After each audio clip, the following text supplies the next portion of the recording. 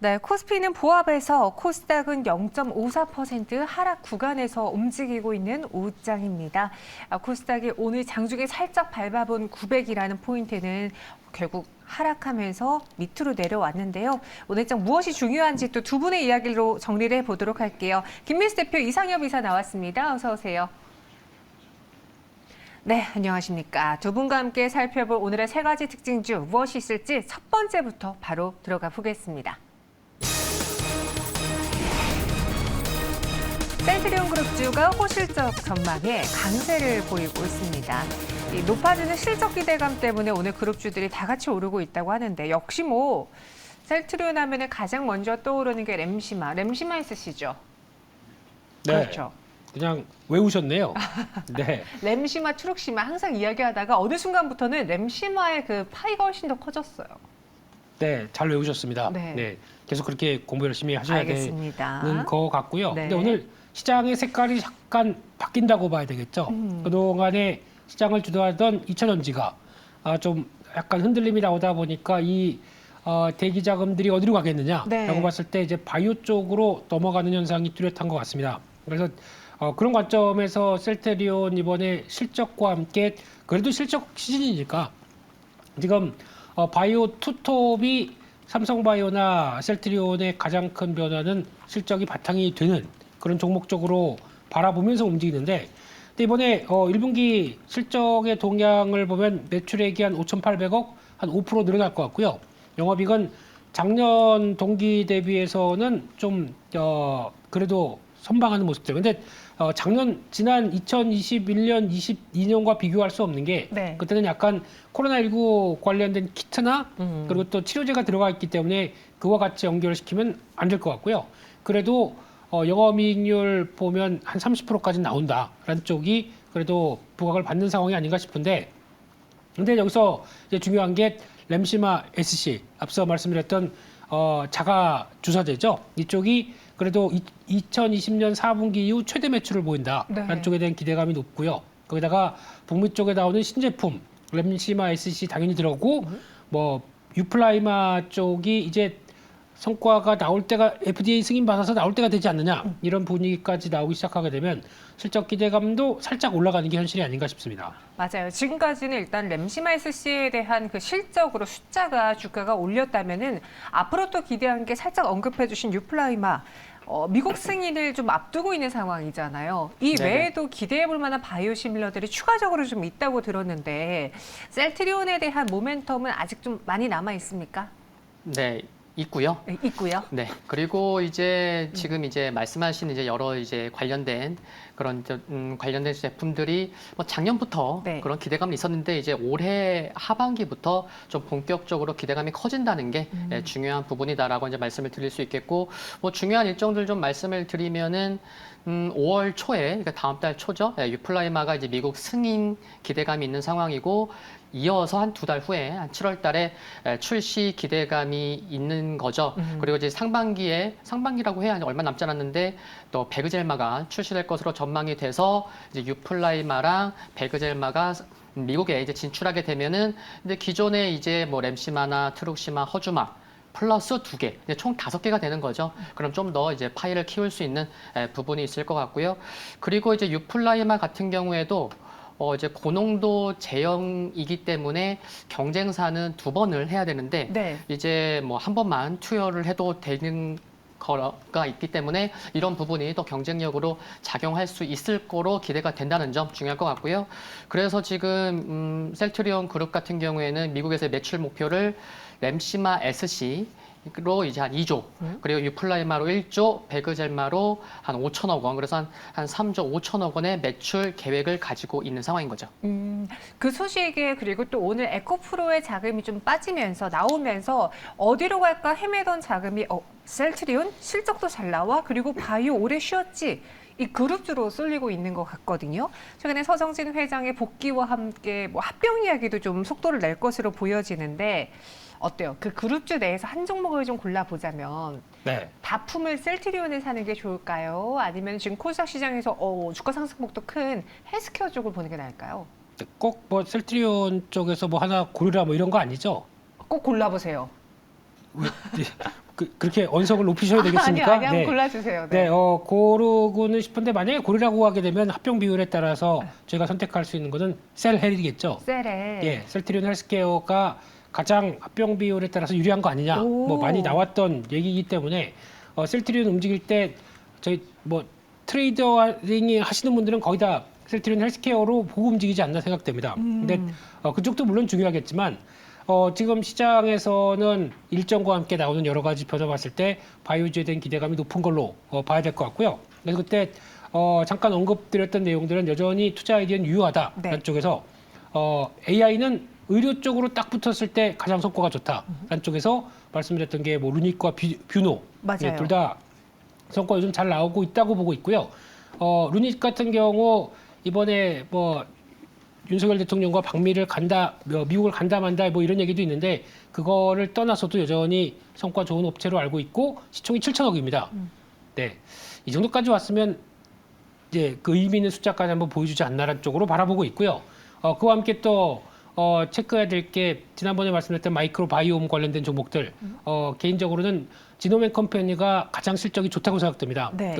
성과가 좋다고 생각되고 있기 때문에 그에 따른 기대감 또 반영된다고 봐야 될 것 같고요. 그밖에 여러 가지 뭐 헬스 앤 뷰티 관련된 업체들 또 쭉 있겠죠. 그리고 그중에 또 임플란트도 성장은 뚜렷하다라는 쪽에서 그런 종목들도 한번 찾아보시는 게 어떨까 싶습니다. 그러니까 셀트리온 쪽에서 본다면은 셀트리온 헬스케어가 그 비율 때문에 조금 더 수혜를 볼 수 있지 않을까라는 이야기. 하지만 쭉 뒤에 나오는 이야기를 들어봤을 때 지금 셀트리온 그룹주에 대한 기대보다는 오히려 다른 재료를 갖고 있는 종목들 위주로 보시는 것 같아요, 대표님은.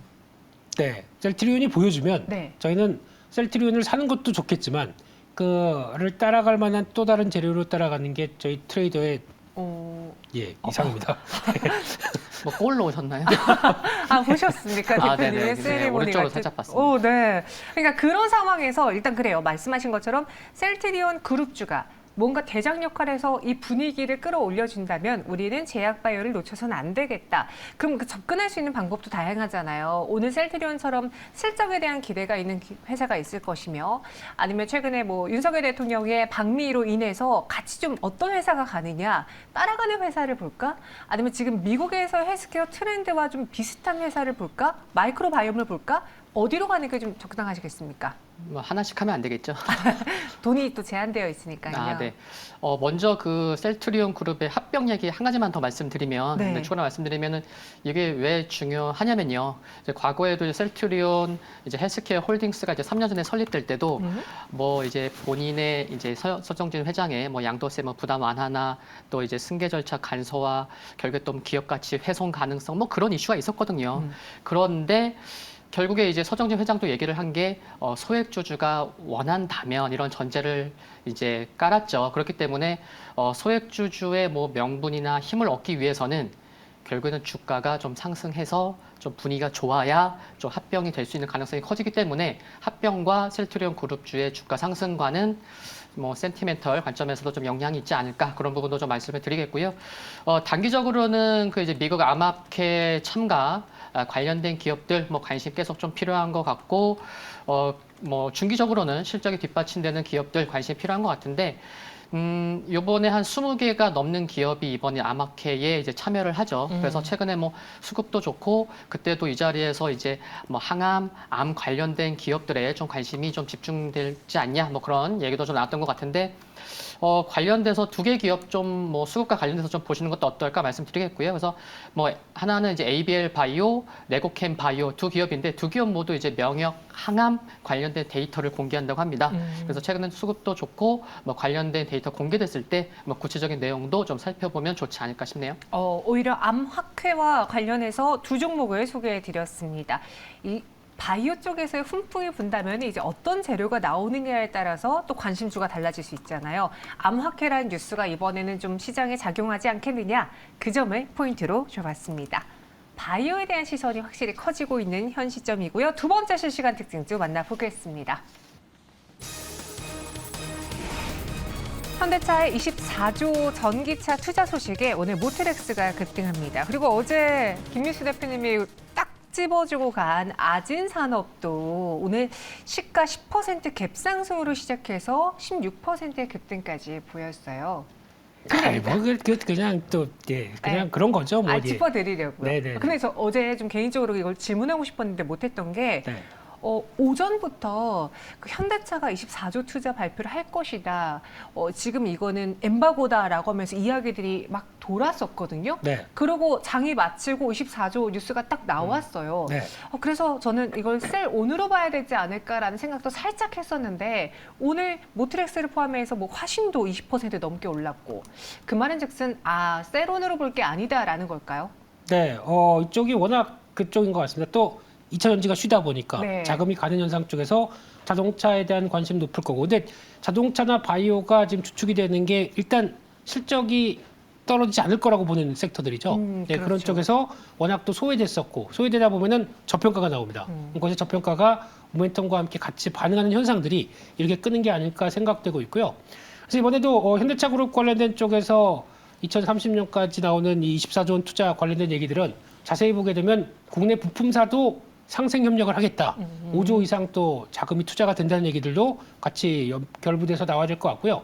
게다가 또 내용 자세히 보게 되면 국내 충전기 관련돼서 지금 3,000개 추가로 하겠다. 왜냐하면 전기차를 생산할 때 충전기 없으면은 충전 뭐 한 번 하고 끝이 아니잖아요. 그렇죠. 그랬었을 그렇게 때 해야죠. 충전 쪽도 계속 모멘텀이 불러가야 되겠죠. 그러다 보니까 그 관련된 쪽도 확대해서 움직이는 변화가 또 체크해야 되겠다라고 봐야 될 것 같습니다. 그래서 이번에 일단 24조가 기존에 한 21조에서 3조 정도 더 늘어났다. 그리고 부품과 상생하는 거다. 또 여기에 충전소 이야기가 나오면서 모트렉스가 오늘 좀 크게 올랐어요. 보니까 현대랑 전기차 충전 사업을 또 자회사를 통해서 했더라고요. 네네.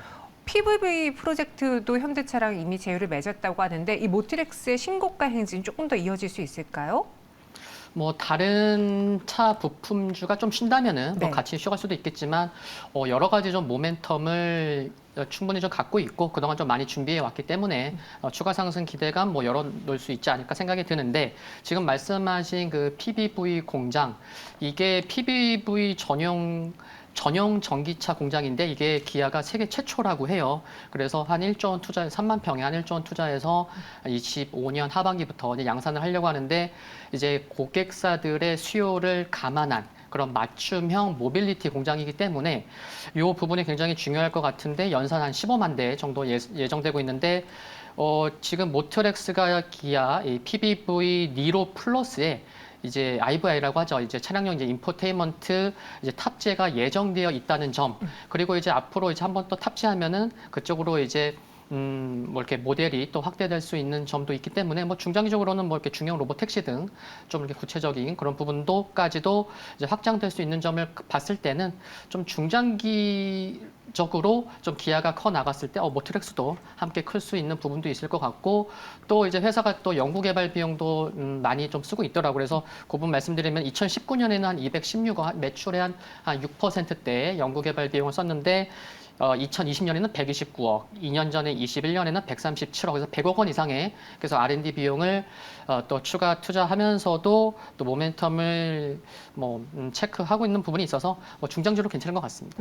모트렉스의 경우에도 물론 뭐 다른 종목들과 함께 부침이 있을 수는 있지만 방향성은 우상향일 것 같다. 방향은 그래도 상승일 것이다라는 의견 주셨고요. 그럼 이 현대차 투자 이야기에 오늘 많은 종목들이 올랐잖아요. 그리고 저희 시청자분들은 지금 에코프로에 대한 그 매도 리포트를 어떻게 받아들여야 되는지 의견이 지금 분분해요. 왜 잘 가고 있는 주식에 꼭 증권가가 그렇게 찬물을 끼얹어야만 하는 거냐. 근데 물론 그 애널리스트도 자신만의 그 가치와 이런 것들 밸류를 다 평가해 봤을 때 과하다라고 판단할 수도 있고 개인적인 의견일 수도 있고 그게 맞는 걸 수도 있고 틀린 걸 수도 있을 텐데 김일수 대표는 그 에코프로의 리포트를 어떻게 받아들였는지 개인적으로 받아들였는지 어떻게 되면은 2차 전지에서 자동차 부품 쪽으로 수급을 이동시키는 하나의 계기가 될 수도 있을지 의견 주시겠습니까? 네. 조회용으로 만드실 거죠, 이거?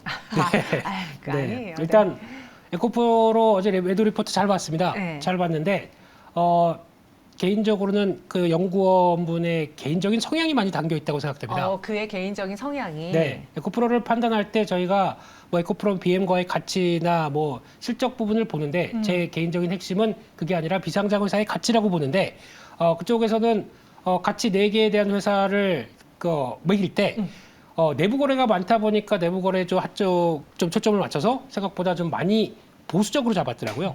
근데 과연 그럴까가 문제겠죠. 그러면 이제 에코프로가 비상장 회사들의 상장 계획들을 발표하면서 그러면 굳이 내부 거래가 많다 보니까 이렇게 할인을 크게 받아야 될까라는 부분에 대해서 시장은 그게 아니게 생각했을 때 네. 그럼 에코프로의 가치는 어떻게 될까? 이게 핵심이라고 봐야 될 것 같고요. 결론적으로는 그냥 주가만 보게 되면 솔직히 더 쉼없이 달려왔습니다. 그렇기 때문에 그에 따른 자연스러운 조정이 나와야 앞으로 움직일 때 더 건강하게 갈 거라고 생각합니다. 그렇기 때문에 지금 조정 특히 지금 현재 나오는 조정의 흐름을 봤을 때는 단기 이동 평균선과 이제 단기적인 관점에서 바로 이탈은 안 했거든요. 네. 근데 이런 쪽에서 아마 조금 더 매물 소화가 되기 시작하게 되면 다음 변화는 에코프로의 자세한 IR, 즉 비상장 회사를 어떻게 IPO 시킬 것인가라는 얘기가 나오게 되면 또 바뀔 것이다. 이렇게 생각이 들고 있습니다. 그러면은 앞서 이야기했던 이 2차 전지에서의 자금이 자동차 쪽으로 흘러가는 거에 대해서는 일단 말씀하신 것처럼 쉴 때도 있어줘야 되잖아요. 네. 한 발 쉬고 또 두 발짝 나아가기 위해서 그 구간을 이 자동차 부품주들 쪽이 채워준다면 네. 혹시나 자율주행이나 수소차 관련주들도 기회가 올 수 있을까요? 되게 밝게 얘기하시네요. 네. 근데 개인적으로는 지금 필수 가결하는 게 먼저입니다. 네. 그렇게 됐을 때 전기차가 활성화되고 우리나라도 한 해 몇십만 대 팔린다라고 했었을 때 가장 핵심적인 게 충전 인프라거든요. 충전 인프라. 네. 그와 관련된 쪽의 종목이 일단 진짜 사보고 싶은 종목은 지금 코스피 코스닥에 없습니다. 코넥스에 있습니다. 그래서 종목은 지금 막 움직이긴 하는데 뭐라고 말씀드리긴 좀 그렇고요. 근데 그런 쪽과 함께 그래도 연결시켜서 본다라고 하게 되면 아마 가장 적합한 종목은 개인적으로는 LS라고 생각합니다. LS 일렉트릭 이 조합이 충전 인프라 쪽에 가장 성과를 낼 만한 전기, 전선, 전력 인프라 이쪽에 관련주라고 생각하고 있고요. 마지막으로는 오늘 움직였다가 좀 다 밀렸는데 YM텍이라는 회사가 있습니다. 네. 이 회사 같은 경우는 EV 릴레이라고 하는 스위치죠. 이쪽에서 전기 충전 쪽엔 더 많이 들어갈 수밖에 없기 때문에 이런 회사들 관심을 갖는데 일단 2차 전지 쪽이 좀 흔들리다 보니까 고점 나오고 또 약간 변화가 나오는 점은 눈여겨봐야 될 텐데 그래도 여전히 충전 쪽에 관심은 계속 둬야 된다 이렇게 생각하고 있습니다. 충전이 가장 핵심 인프라다라면서 LS 일렉트릭 그 이야기도 같이 해주셨고요. 이사님의 관심주는 어떤 종목입니까? 네, 바로 제가 종목 말씀드리면은 네. 관심 갖고 있는 종목군들이 또 최근에 또 많이 올랐었어요. 그래서 이제 뭐 이렇게 코멘트 못 드릴 만한 종목도 있긴 한데 그래도 조금 덜 오른 종목 중에 좀 말씀을 드리면은 이제 SL. 네, SL과 조금 이제 시가총액이 크진 않지만 네, 임팩이라고 있죠. 최근에 이제 주가 상승 시에 개인만 매도하고 외국인과 기관에 좀 쌍끌이 수급이 들어오면서 주가가 상승하고 있는 기업 요 두 종목 네, 뭐 관심으로 좀 볼만한 것 같습니다. 네, SL 그리고 인팩까지 이야기 드려봤습니다. 마지막 실시간 특징주로 바로 넘어가 볼게요.